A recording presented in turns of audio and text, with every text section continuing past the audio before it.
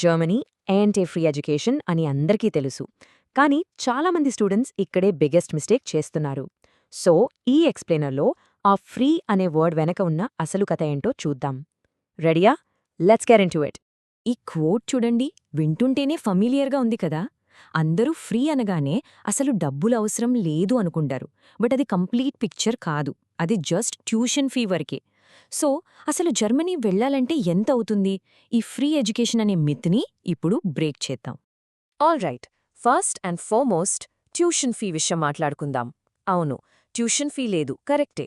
కానీ మీ పాకెట్ నుంచి పెట్టాల్సిన ఒక పెద్ద అమౌంట్ ఉంది. అదేంటో చూద్దాం. చూసారా ఈ నంబర్? ఇదే అసలు మ్యాటో. 11,904 అంటే ఇప్పుడు రఫ్గా 10 నుంచి 11 లక్షల రూపాయలు. దీనినే బ్లాక్డ్ అకౌంట్ అంటారు. బేసికలీ ఇది మీ ఫస్ట్ ఇయర్ లివింగ్ కాస్ట్కి ఒక గ్యారంటీ అనమాట. ఈ అమౌంట్ మీ అకౌంట్లో ఉంది అని చూపించకపోతే సింపుల్గా వీసా ఇవ్వరు. It's a deal breaker. So ఇది పక్కా ఉండాల్సిందే. సో ఆ బ్లాక్ చేసిన అమౌంట్ ఎలా వాడుకుంటారు? ఇదిగో ఇదే బ్రేక్డౌన్. రెంట్, ఫుడ్, ఇన్సూరెన్స్ అన్నీ కలిపి ప్రతి నెల యావరేజ్గా €620 నుంచి €1,360 వరకు ఖర్చవుతుంది. సో ట్యూషన్ ఫ్రీ అయినా కూడా ఈ మంత్లీ ఎక్స్పెన్సెస్ని మైండ్లో పెట్టుకుని బడ్జెట్ ప్లాన్ చేసుకోవాలి. ఓకే, ఇది చాలా చాలా important choice. Public versus private.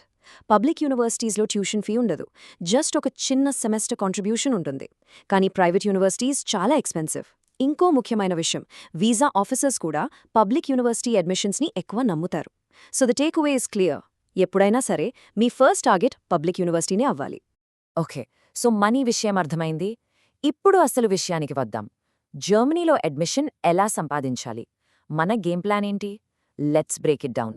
ఈ చెక్లిస్ట్ని స్క్రీన్ షాట్ తీసుకోండి, అంతా ఇంపార్టెంట్. ఫస్ట్ మీ బ్యాచులర్స్ పర్సెంటేజ్, ఇది చాలా మ్యాటర్ అవుతుంది. Next IELTS or TOEFL score, దీనిలో ఎక్స్క్యూజెస్ ఉండవు. తర్వాత the big one, APS certificate. నన్ను నమ్మండి, ఇది లేకుండా ప్రాసెస్ అసలు ముందుకే వెళ్ళడు. And finally a strong genuine SOP. Please copy paste చేయకండి, వాళ్ళు ఈజీగా కనిపెట్టేస్తారు.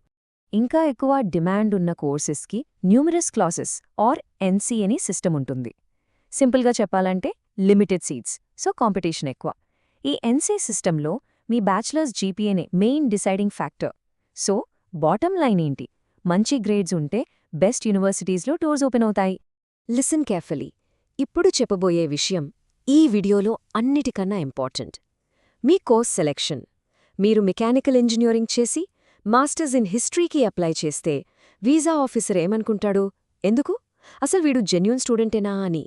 వాళ్లకొక లాజికల్ స్టోరీ కనిపించాలి. సో మీ మాస్టర్స్ డిగ్రీ మీ బ్యాచులర్స్కి కంటిన్యూయేషన్లా ఉండాలి. ర్యాండమ్గా అప్లై చేయొద్దు. సో ఇండిగో మీ application journey step by step. ఈ ఆర్డర్ చూడండి. ఏఎస్ అండ్ ఫండ్స్ అరేంజ్మెంట్ అనేది మీరు అప్లై చేయకముందే జరుగుతుంది. ఎందుకు? బికాజ్ వీటికి చాలా టైం పడుతుంది. వన్స్ మీకు అడ్మిషన్ లెటర్ వచ్చాక the final boss is the visa application. ఈ ఆర్డర్ ఫాలో అయితే చాలా ఆర్గనైజ్డ్గా ఉంటుంది. రైట్, ఇప్పుడు కొన్ని నిజాలు మాట్లాడుకుందాం. చాలామంది కన్సల్టెంట్స్ చెప్పని విషయాలు. అడ్మిషన్ లెటర్ వచ్చింది అనగానే పార్టీ చేసుకోవద్దు. అసలైన ఆట ఇప్పుడే మొదలు. ప్రతి స్టూడెంట్కి ఉండే పెద్ద భయం వీసా రిజెక్షన్. సో అసలు జర్మన్ వీసాస్ ఎందుకు రిజెక్ట్ అవుతాయి? మెయిన్ రీజన్స్ ఏంటో చూద్దాం. సో మీరు ఈ కామన్ మిస్టేక్స్ని అవాయిడ్ చేయొచ్చు. 5 top visa killers. Number 1, course miss match. దీని గురించి ఇప్పుడే మాట్లాడుకున్నాం.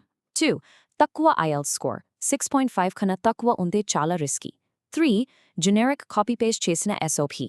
4, ఏదైనా లో క్వాలిటీ ప్రైవేట్ యూనివర్సిటీకి అప్లై చేయడం. ఇది పెద్ద రెడ్ ఫ్లాగ్.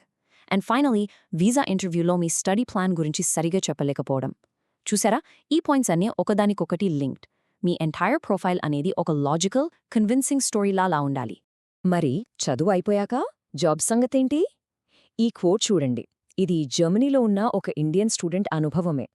ప్రతి కంపెనీ B2 లెవెల్ జర్మన్ అడిగింది. Just think about it. మీరు ఇంగ్లీష్ కోర్స్లో ఉన్నా కూడా ఒక మంచి టెక్ జాబ్ కావాలంటే సాలిడ్ జర్మన్ స్కిల్స్ ఉండాల్సిందే. ఇది ground reality guys. Okay, part time work విషయంలో ఒక గుడ్ న్యూస్.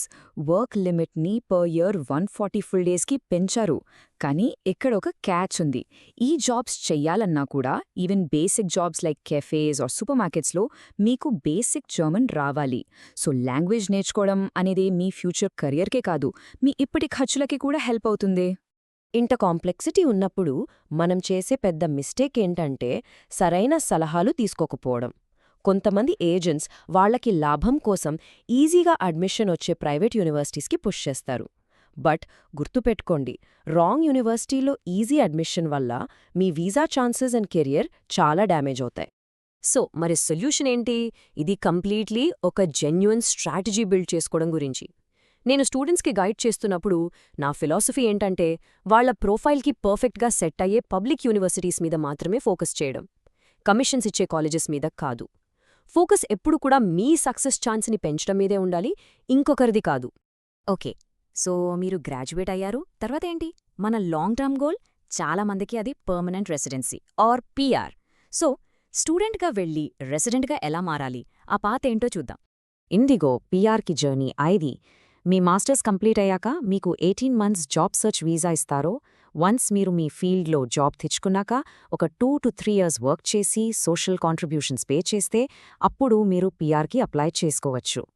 చాలా క్లియర్ అండ్ అచీవబుల్ పాత్ ఇది, మీరు కరెక్ట్గా ప్లాన్ చేస్తే. ఈ ప్రాసెస్ అంతా స్మూత్గా అవ్వాలంటే మీ డాక్యుమెంటేషన్ పర్ఫెక్ట్గా ఉండాలి. ఇది జర్మన్ ఎంబసీ నుంచి ఒఫిషియల్ చెక్లిస్ట్. దీనిలో ఉన్నది ఉన్నట్టు ఫాలో అవ్వాలి. ప్రతి ఒక్క డాక్యుమెంట్ ఇంపార్టెంట్. ఇదంతా స్టార్ట్లోనే కరెక్ట్గా చేసుకుంటే మీకు చాలా స్ట్రెస్ తగ్గిపోతుంది. సో వెళ్లే ముందు మీకోసం ఈ ఒక్క క్వశ్చన్: మీరు మీ ఫ్రెండ్స్ వెళ్తున్నారు అని ర్యాండమ్గా అప్లై చేస్తున్నారా, లేదా మీ ఫ్యూచర్ కోసం ఒక సాలిడ్ స్ట్రాటజీ బిల్డ్ చేస్తున్నారా? ఆలోచించండి. కరెక్ట్ ప్లాన్ ఉంటే మీ Germany dream 100% possible. All the best.